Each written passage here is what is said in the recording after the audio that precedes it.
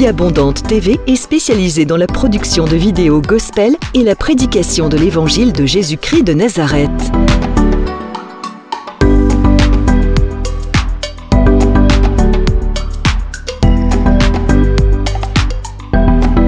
N'hésitez pas à vous abonner à notre chaîne YouTube Vie Abondante TV et sur notre page Facebook.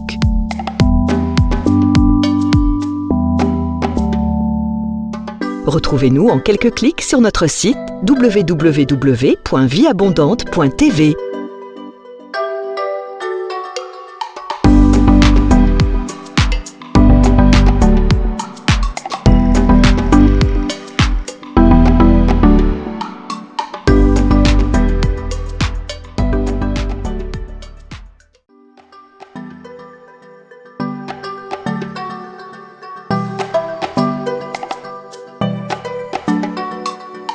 Vie Abondante TV est spécialisée dans la production de vidéos gospel et la prédication de l'évangile de Jésus-Christ de Nazareth.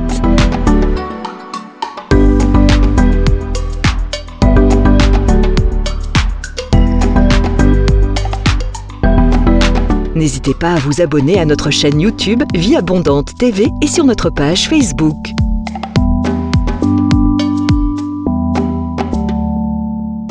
Retrouvez-nous en quelques clics sur notre site www.vieabondante.tv.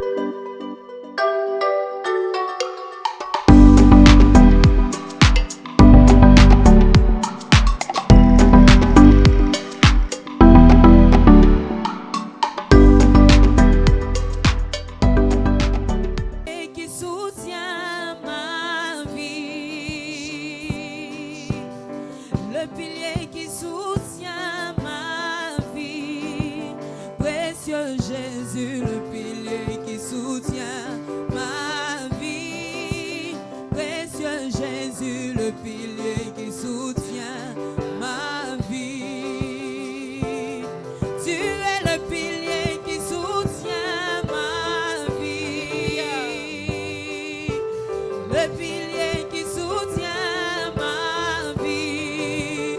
Précieux Jésus, le pilier qui soutient ma vie, précieux Jésus, le pilier qui soutient ma vie. Oh, tu es le pilier qui soutient ma vie. Tu es le pilier qui soutient ma vie.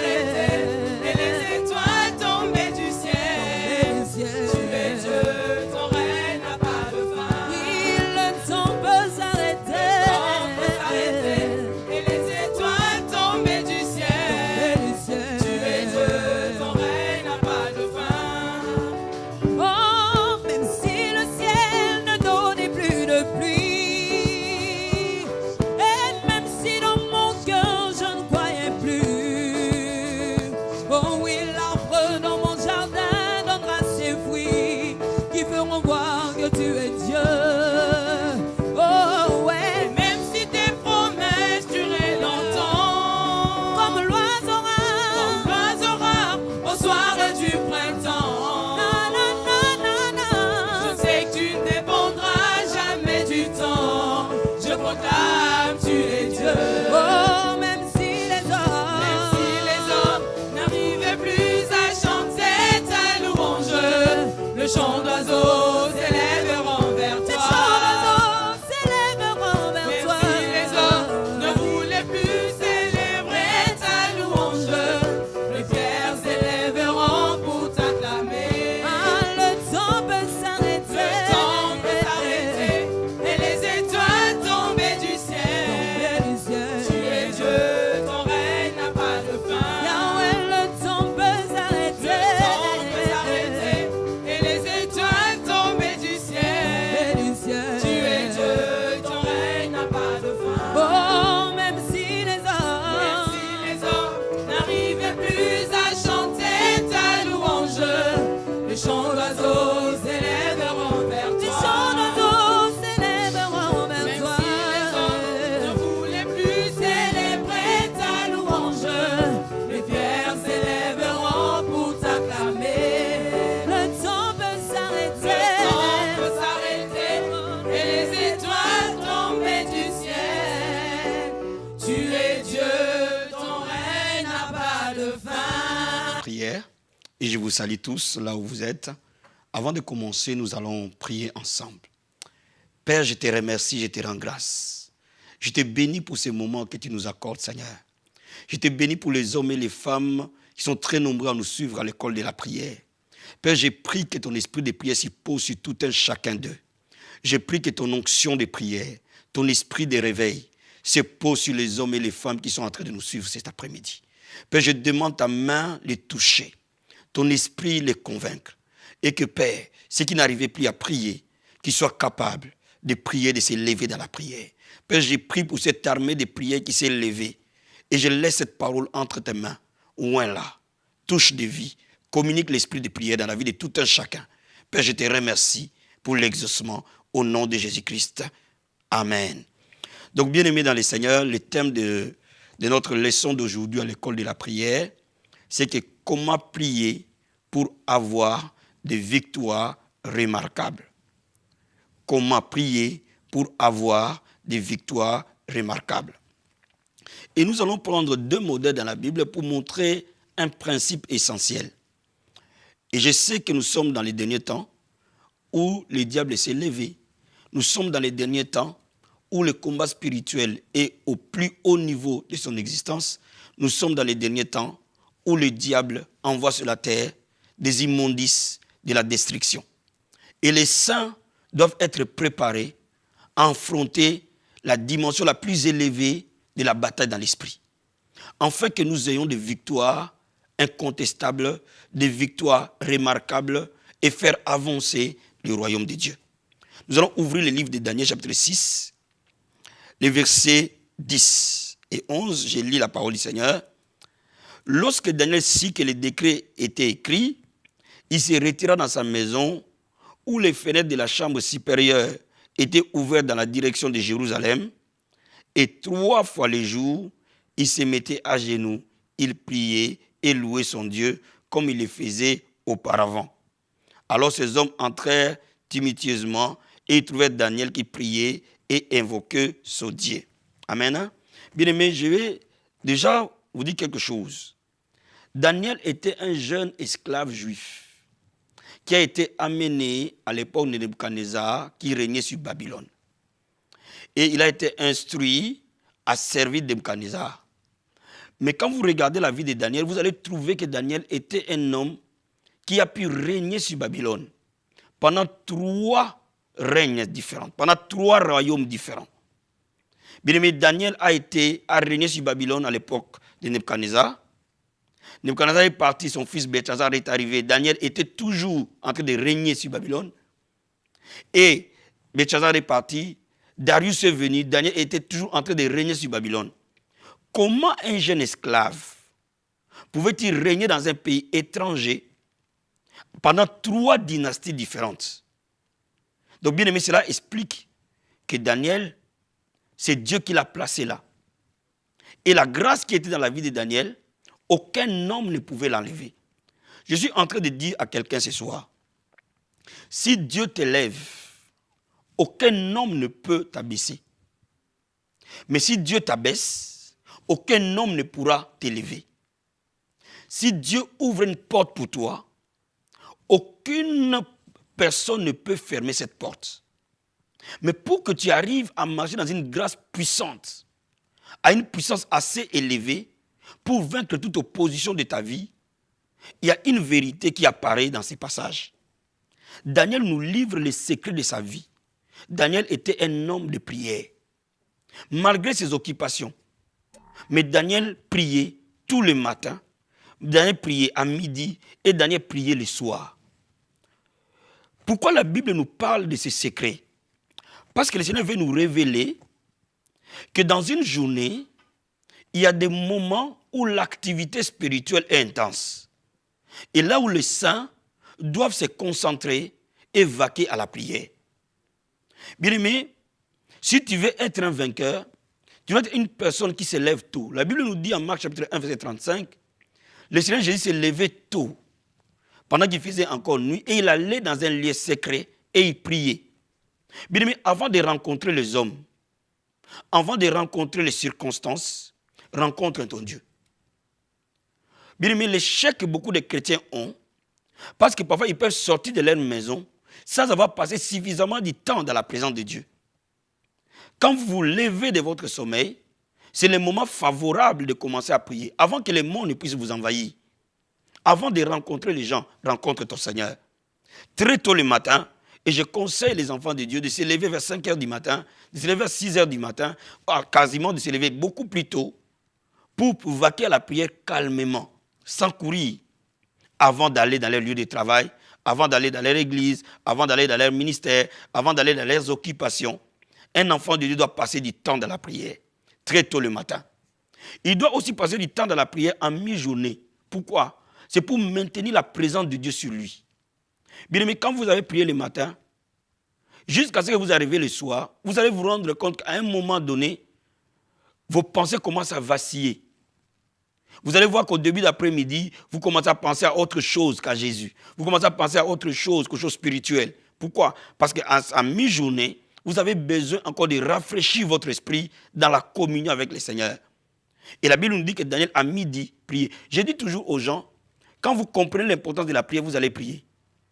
Daniel était considéré comme le gouverneur de Babylone, la première puissance militaire de l'époque. Mais il avait le temps de prier le matin, de prier à midi et de prier le soir. Mais pourquoi? Parce qu'il avait compris l'importance de la prière. Nous ne prions pas parce que nous avons le temps, mais nous prions parce que nous avons compris que la prière est vitale. La prière est vitale, aussi vitale que l'air que nous respirons, aussi vitale que la nourriture que nous mangeons. Celui qui ne prie pas, ou qui ne prie pas assez, ou qui ne prie pas de la bonne manière, a une vie spirituelle affaiblie. Et la Bible nous dit le soir, avant de dormir, vaquez encore à la prière. Et bien aimé, quand vous saisissez cette vérité simple, votre vie va commencer à changer. Mais avant même que j'aille plus loin, je vais te donner encore un autre exemple dans la Bible.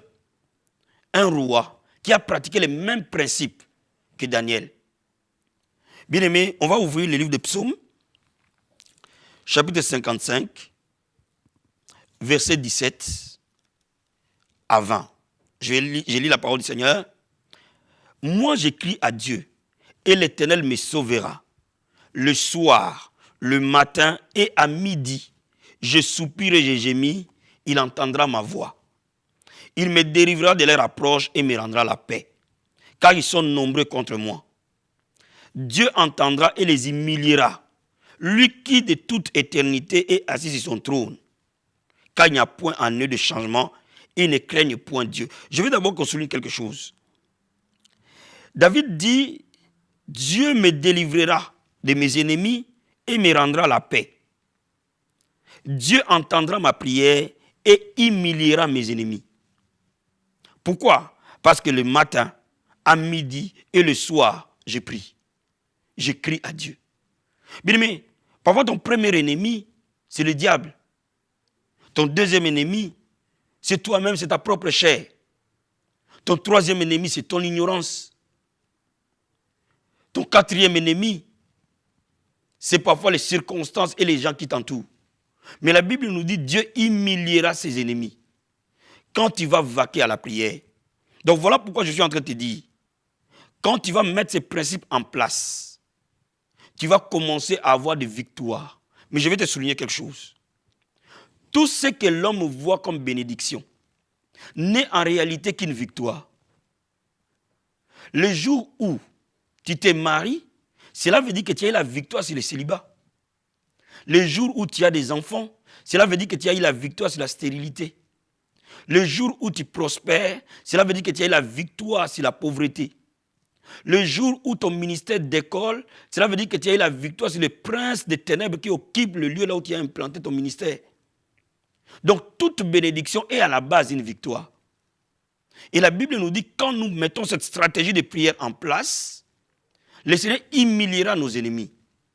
Quel que soit l'ennemi de ta vie, quel que soit ce qui opprime ta vie, la victoire t'est garantie. Bien aimé, ce principe marche pour tout un chacun de nous. Ce principe a marché pour Daniel, a marché pour David. Ce principe marchera pour toi, marchera pour moi, marchera pour n'importe quel chrétien qui le met en pratique. Et ce principe, c'est quoi? Prenez du temps de qualité à prier le matin, avant de vaquer dans vos occupations. Prenez le temps en mi-journée, ça peut être midi, 13h, pendant votre heure de pause. Au lieu de prendre une pause d'1 heure, d'1 heure et demie, mangez rapidement, prenez 30 minutes pour prier, 15 minutes pour prier. Et si vous avez plus de temps, prenez 1 heure pour prier. Et le soir, avant de dormir, commencez encore à prier. Et avant de prier, comme j'enseigne toujours à l'école de la prière, toute bonne prière passe par une méditation de la parole de Dieu. Ouvre les versets de la Bible. Peut-être que le matin, tu lis l'Ancien Testament. À midi, tu vas lire les évangiles. Et le soir, tu lis les épîtres. Donc, automatiquement, tu es nourri par la parole de Dieu et tu es nourri par la prière. La Bible dit tout est sanctifié, tout est consacré par la prière et par la parole. Et lorsque tu laisses cette habitude s'installer dans ta vie comme un style de vie, bien aimé, ta vie ne sera plus jamais la même. La question que je vais répondre en vous parlant de la prière du matin, des prières du midi et des prières du soir, tu peux me poser la question, mais qu'est-ce que j'ai pris le matin, qu'est-ce que j'ai pris à midi, qu'est-ce que j'ai pris le soir? Bien aimé, si tu es un leader, un père de famille, une mère de famille, le matin, tu dois laisser toutes les personnes qui sont sous ta responsabilité entre les mains du Seigneur. Si tu es mari, tu dois laisser ta femme entre les mains du Seigneur. Tu dois laisser tes enfants entre les mains du Seigneur. Tu vas laisser ton travail entre les mains du Seigneur. Tu vas laisser ton patron entre les mains du Seigneur. Tu vas laisser ta journée entre les mains du Seigneur. Tu vas laisser ton église entre les mains du Seigneur. Tu vas prier pour toutes les personnes qui sont autour de toi. Ça, c'est le matin. Tu vas laisser ta propre vie entre les mains du Seigneur. C'est le moment favorable pour intercéder avant que les gens n'aillent rencontrer les tentations dehors, avant qu'ils n'aillent rencontrer les hommes et les femmes des ténèbres dehors, avant qu'ils n'aillent rencontrer les circonstances dehors. Bien aimé, prie pour toi-même, prie pour tous ceux qui sont autour de toi, avant qu'ils aillent dans leur lieu de travail. Ça, c'est le bon moment où on prie pour cela. À midi, c'est le moment où on s'édifie soi-même. Et je te conseille à midi de prendre du temps pour prier pour toi-même, de t'édifier dans la prière. C'est le moment où tu peux traiter certaines choses qui sont dans ta vie et que tu veux vaincre. Par exemple, tu n'arrives pas à abandonner la cigarette, tu n'arrives pas à abandonner le vol, tu n'arrives pas à abandonner l'impudicité, tu n'arrives pas à abandonner la colère, tu n'arrives pas à abandonner l'incrédulité. C'est différentes choses qui font obstacle à l'exaucement de tes prières. C'est à midi où tu peux aussi parler de manière individuelle avec ton Dieu. Laisse ton cœur devant le Seigneur. Laisse-le travailler en toi. Au matin, laisse-le t'accompagner dans le travail de tes mains, dans tout ce que tu vois, tout ce que tu fais. À midi, laisse-le travailler en toi. Donc je reprends, le matin, laisse-le travailler à l'extérieur de toi. Et tout ce qui t'entoure, tout ce qui t'environne, je vais te dire quelque chose. Tous ceux qui sont autour de toi t'influencent, en bien tout comme en mal. Si ton enfant n'est pas bien, tu n'es pas bien. Si ta femme n'est pas bien, tu n'es pas bien. Donc tu dois le laisser entre les mains du Seigneur. Peut-être que ton enfant va à l'école, mais ne sait pas prier.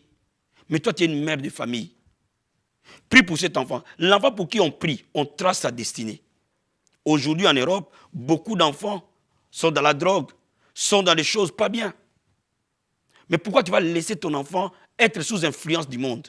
Lève-toi ma soeur, lève-toi mon frère et prie pour quelqu'un. Prie pour ceux qui sont autour de toi. À midi, prie pour ta propre vie chrétienne. Prie pour que le Seigneur travaille en toi. Te donne les pensées du Christ, te donne le caractère du Christ, te donne les sentiments du Christ. Et c'est le moment où tu peux laisser toutes tes aspirations entre les mains du Seigneur. Et le soir, c'est le moment favorable pour prier pour la protection divine. Pourquoi? Parce que c'est la nuit que le monde des ténèbres est en activité maximum. Et c'est à ce moment-là qu'on demande la protection sur nous-mêmes, sur tout ce que nous faisons, sur notre travail, sur nos enfants, sur tous ceux qui sont autour de nous, sur notre église. Le soir, on demande beaucoup plus la protection. Et le soir, on demande beaucoup plus la direction divine. Donc, la protection, c'est le soir. La direction divine, c'est le soir. Parce que c'est le soir que Dieu va te parler. Et dis au Seigneur que j'entende ta voix, que tu me parles par des songes, que tu me parles par des rêves, que tu me montres tous les plans que tu as prévus pour moi, que tu me montres tous ceux qui sont autour de moi. Par exemple, vous savez, il y a des gens qu'on ne peut pas être amis avec. Même si vous rigolez, même s'ils sont contents avec vous. Mais seul Dieu sonde le cœur et les reins. Bien aimé, quand tu commences à demander au Seigneur, si je suis dans la mauvaise voie, amène-moi sur la voie de l'éternité. Bien aimé, Dieu va commencer à te parler. Et tes rêves vont commencer à devenir des rêves prémonitoires. Dieu va révéler tes nuits, tout ce qui est caché. Et tu ne vas plus vivre dans la confusion. Tu ne vas plus prendre de mauvaises décisions. Tu ne vas plus prendre de mauvaises orientations. Combien de chrétiens prennent de mauvaises décisions aujourd'hui? Combien de chrétiens se marient avec de mauvaises personnes? Combien de chrétiens vont dans de mauvaises églises? Combien de chrétiens font de mauvais choix? Pourquoi? Parce qu'ils ne sont pas conduits par l'esprit.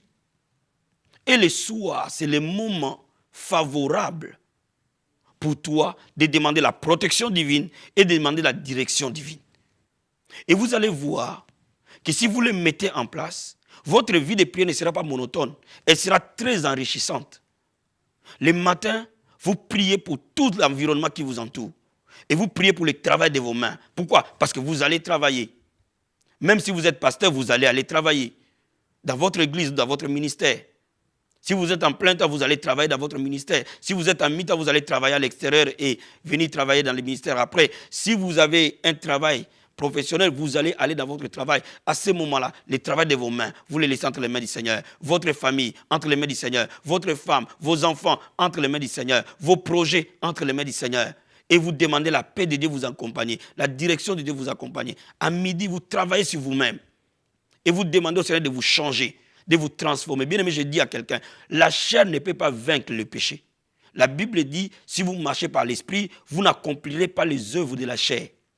Cela veut dire que le péché spirituel, c'est dans l'esprit qu'on arrive à vaincre le péché. Cela veut dire que c'est dans l'esprit qu'on marche dans la sainteté. C'est dans l'esprit qu'on marche dans la foi. C'est dans l'esprit qu'on aime Dieu. Sans l'aide du Saint-Esprit dans votre vie, vous ne pouvez pas aimer Dieu. Vous ne pouvez pas prier. Et c'est à ce moment-là que vous avez besoin de communier avec le Saint-Esprit pour que votre vie chrétienne soit toujours solide. Et le soir, vous demandez la protection de Dieu. Beaucoup d'enfants de Dieu ne savent pas l'importance de protéger quelque chose. C'est facile de se marier, mais c'est difficile de garder le mariage. C'est facile d'avoir un enfant, mais c'est difficile d'élever un enfant. C'est facile de commencer une église, mais c'est difficile de garder une église dans la durée. Toute bénédiction de Dieu nous demande la protection. Parce que ce que Dieu nous donne, nous devons la garder. Et vous allez demander à Dieu de garder votre vie chrétienne, de garder vos enfants, de garder, de veiller. Et que tout le plan que l'ennemi veut planifier la nuit, pendant que vous dormez, soit déprogrammé. Si vous le faites, bien aimé, comment vous allez être étranglé la nuit par un sorcier? Comment l'oncle ou la tante ou je ne sais pas qui va venir vous opprimer? C'est impossible. Et c'est le moment où le Saint-Esprit va ouvrir tes yeux de l'esprit. Vous savez, quand les yeux physiques se ferment, les yeux de l'esprit s'ouvrent. À ce moment-là que Dieu va te parler de manière prophétique. Et à ce moment-là que tu as besoin d'entendre la voix de Dieu, te parler par des sons, de parler par des rêves, de te parler même par des voix audibles. Mais il est important que tu sois dans cette atmosphère de prière. Mon frère et ma soeur, si tu commences à les mettre en pratique, ta vie ne sera plus jamais la même. Maintenant, tu commences petit. Commence 20 minutes le matin, 20 minutes à midi, 20 minutes le soir. Tu auras fait 1 heure. Et au fil que tu montes dans la marche chrétienne, tu peux commencer 1 heure le matin, 1 heure à midi, 1 heure le soir. Tu peux commencer 2 heures le matin, 2 heures à midi, 2 heures le soir. Ainsi de suite, selon le rang que Dieu t'a appelé, selon la mission que Dieu t'a donnée, selon son appel dans ta vie. Voilà pourquoi ce soir, je suis venu t'aiguiser un peu. Et que la vie de prière soit ton partage. Maintenant, je veux que tu prennes la position qui te convient. Et je vais prier pour toi pour que la grâce de la prière coule dans ta vie. La Bible dit que ce n'est ni par la puissance, ni par la force, mais c'est par mon esprit. On ne peut pas avoir une vie de prière parce que nécessairement on veut avoir une vie de prière. On veut avoir une vie de prière parce que l'Esprit de Dieu nous saisit. Et la Bible nous dit que le fer aiguise le fer. Et c'est pour cela que je vais prier pour toi. Prends la position qui te convient et lève les mains là où tu es. Si tu peux te mettre à genoux, tu mets tes mains à genoux. Bien aimé, le temps de la victoire a sonné pour toi. Le temps de vivre la gloire de Dieu a sonné pour toi. Le temps de vivre la puissance de Dieu a sonné pour toi. Ô Père, je prie maintenant pour tous tes enfants. J'intercède pour eux maintenant. Je prie pour les pasteurs, les hommes de Dieu. Je prie pour les évangélistes, les intercesseurs. Je prie pour les chantres. Je prie pour tous ceux qui servent dans ta maison. Tu as dit, ma maison sera appelée une maison de prière. Je déclare une armée de prière s'élever dans nos églises. Je déclare que l'onction de la prière te touche là où tu es. Quel que soit ce que tu fais dans la maison de Dieu, que l'esprit de prière soit sur toi. L'esprit de supplication soit sur toi. Que le feu de la prière t'embrase. Et que mon Dieu t'amène à te consacrer à Dieu le matin, à midi et le soir. Quel que soit là où tu es. Dans le nom de Jésus de Nazareth. Père, touche tout un chacun qui a envie de prier. Et qui n'arrive pas de prier, touche le Père. Au nom de Jésus-Christ de Nazareth. Je prie pour les pères de famille, les mères de famille. Que nos maisons soient des sanctuaires de prière. Que le feu de la prière entre dans nos maisons. Transforme nos maisons à ta maison de prière. Que le feu de la prière descende sur toi, oh mon frère. Que le feu de la prière descende sur toi, ma soeur. Au nom de Jésus de Nazareth. Que mon Dieu te fasse grâce. Reçois la grâce de la prière. Reçois la grâce de la prière. Reçois la grâce de la prière. Dans le nom de Jésus-Christ. Je prie pour toutes les personnes qui ont un appel de prière dans leur vie.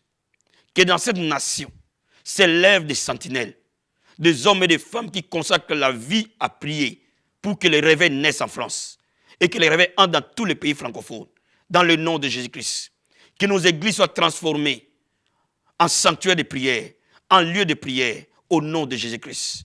Reçois la grâce des sentinelles. Reçois la grâce de la prière dans le nom de Jésus-Christ. Merci Seigneur. Que toute maladie te quitte au nom de Jésus-Christ. Que tout obstacle te quitte au nom de Jésus-Christ. Que la vie de sainteté te soit donnée. L'amour de Christ te remplisse. Au nom de Jésus-Christ. Amen. Bien-aimé, sois béni, sois béni, sois béni.